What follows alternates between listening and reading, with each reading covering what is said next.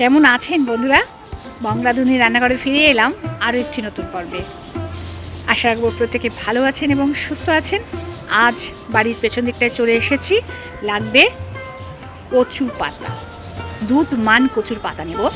আগের দিন তো আপনাদের সঙ্গে আমি শেয়ার করেছি যে আমার বাড়ি পরিষ্কার করতে গিয়ে দুধ মান কচু, কলা গাছের কলার, কাঁচা কলা, মোচার, বাতাবি লেবু সব কিছু পাড়া হয়েছিল।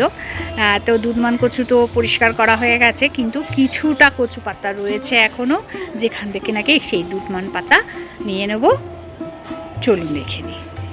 এই সেই দুধমান কচুর পাতা। এখান থেকে দুধমান কচুর পাতা নিয়ে নেব। বাজারেও কিনতে পাওয়া যায়, যেহেতু আমার বাড়িতে রয়েছে আমি সেখান থেকে নিলাম। আর এই পাতার এই পেছনের যে মোটা শিরেগুলো, এগুলো ফেলে দিতে হবে। পাতাটা আগে ধুয়ে নিয়েছি জল দিয়ে, গোটা অবস্থায় আবার কেটে নেওয়ার পরও আবার জল দিয়ে ধুয়ে জলটা ঝরিয়ে নেব। এদিকে কালো সর্ষে, নারকেল কোড়া, হলুদ সর্ষে, পোস্ত, লঙ্কা নিয়েছি। এই উপকরণগুলো সবই মিক্সিতে পেস্ট করে নিতে হবে। কড়াতে জল দিয়ে আগে পাতাটা সেদ্ধ করে নেব, আর চিংড়ি মাছটা নুন হলুদ মাখিয়ে নেব। ভিডিওটা ভালো লাগলে প্রচুর শেয়ার করে লাইক করে দেবেন। আর যারা নতুন বন্ধু তাদের বলবো আমার পরিবারের একজন হওয়ার জন্য সাবস্ক্রাইব করে অল ক্লিক করে দেবেন। কড়াইতে সর্ষের তেল দিয়েছি, দিয়ে কালো জিরেটাকে ছাঁকনির মধ্যে দিয়ে ভেজে নেব। কালো জিরেটা দেব না।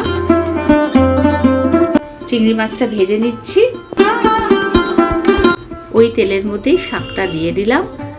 সর্ষে আর কালো সর্ষে, হলুদ সর্ষে, ওটাকে শুকনো পেস্ট আগে ঘুরিয়ে নিয়ে মিক্সিতে, তারপরে জল দিয়ে পেস্ট করে নেবো। সঙ্গে কাঁচা লঙ্কা দিয়ে ছেঁকে নেবো ছাঁকনি দিয়ে। ওই সর্ষের জলটা দেবো। এখানে শাকটা ভাজা হয়ে গেছে, সেই সময় নারকেল কোড়াটা দিয়ে দিয়েছি। আর সর্ষের জলটা দিয়ে ভালো করে ভাজতে হবে। একবারে দেবো না, বারে বারে দিচ্ছি। নুন হলুদটাও দিয়ে দিলাম। পোস্তটাকেও শুকনো ঘুরিয়ে নিয়ে জল দিয়ে আবারও পেস্ট করে নেবো। চিংড়ি মাছ ভাজাটা দিয়ে দিলাম, আর পোস্ত বাটাটাও দিয়ে দিলাম। সামান্য একটু মিষ্টি দেবো। তারপর নেড়ে চেড়ে নিলেই তৈরি হয়ে গেল দুধমান কচুর পাতার চিংড়ি মাছ দিয়ে ভর্তা।